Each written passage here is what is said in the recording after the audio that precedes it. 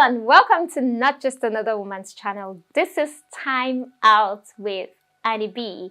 So I did a video on how it won't pay for the cow if it's getting the milk for free, and someone asked me to do a video on what I thought, or to share my opinion or share my thought on cohabiting with a man before marriage. So I decided to do a video on why it's a bad idea or why it will hurt you. So like the topic already suggests, sis, please, I'll beg you not to feel judged. This is just me sharing my truth and also helping you understand how this will affect you.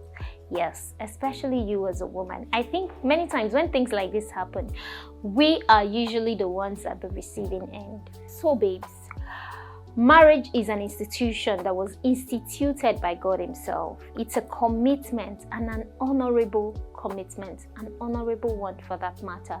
So the moment you violate it or change the order of things, you're playing with fire. Yes, you heard me. So the first thing is that there is no commitment when you cohabit. There's no commitment attached. So there's every likelihood that it may walk away after seeing your flaws, discovering your weaknesses, which will definitely show up. It shows up in marriage. It shows up in any kind of relationship. So in the course of living together with somebody, whether you're siblings, whether you're bestie, whether you're roommates in school, whether you're colleagues, the people you see every single day, their weaknesses, their flaws, you will start seeing things that you would never have seen if you're seeing them from afar, right? The same thing happens when you begin to cohabit with somebody. If the person used to see you a certain way, the person starts saying like that, oh, you sleep too much, oh, you snore when you sleep, oh, they start seeing all of those things. Oh, sometimes when you come back, you don't want to have a bath. They start seeing some of these things. So you will see this in marriage as well. This happens in marriage as well. But the covenant and the covering of God over you won't be there in this case to help you navigate that issue. You know, many times the covenants you made in the presence of your parents, the covenants you made in the presence of the people you respect, are the things that keeps marriage, that makes people want to adjust. Okay, so when they see these things, when they see these flaws, they see your weaknesses, they want to adjust because there's a commitment involved in marriage. Now you are cohabiting with this person. This person doesn't have any form of covenants with you. No commitment is attached, no covering. And what I mean is godly covering. You've not even received parental blessings. So you're just there, just living with this person. So you're open and vulnerable to a lot of things when you cohabit. So my next point will be, cohabitation devalues you as the woman.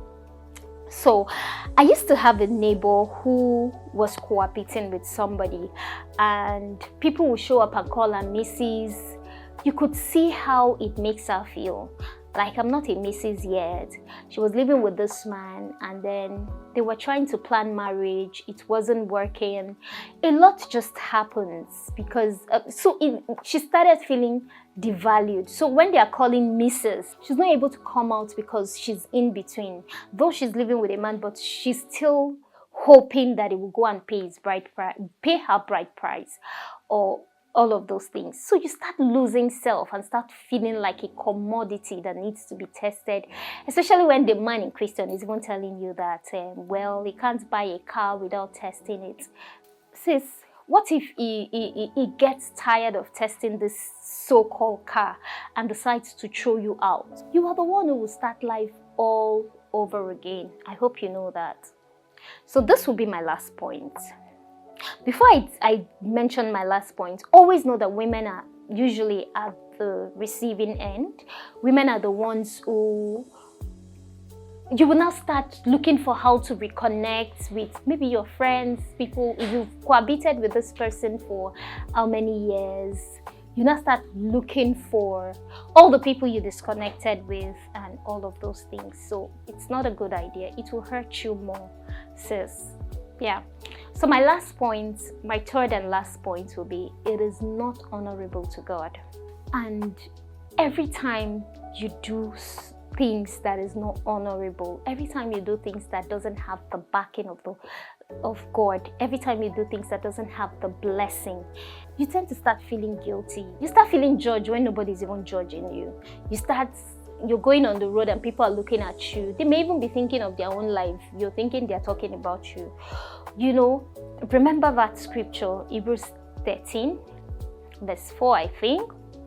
It says marriage should be honored by all, and the married bed should be kept pure. So for God will judge all the sexual immoral. God intended for man and woman to live together under the same roof, under the same umbrella of marriage. Doing so outside would not make God happy. So once you know that, going into this thing, cohabiting with this man will not make God happy with you, I'm sure it will help you have a rethink. Okay.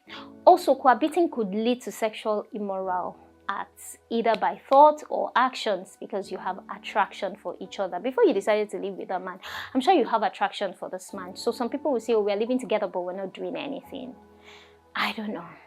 You just, I don't know.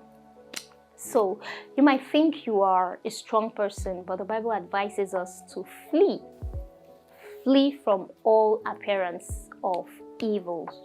So what that means is that you should not put yourself in a position to be tempted. Okay, so this is me adding an extra point. This extra point is Siphinism. Have you ever heard that English? Siphinism will enter. Yes, he has seen you finish. He has seen you finish. So Siphinism has entered the matter. Alright, so I guess I'll call it a wrap at this juncture. Thank you for always joining me on this channel. Do well to subscribe, comment, share, invite somebody to be a part of our tribe, and I'll see you on my next video.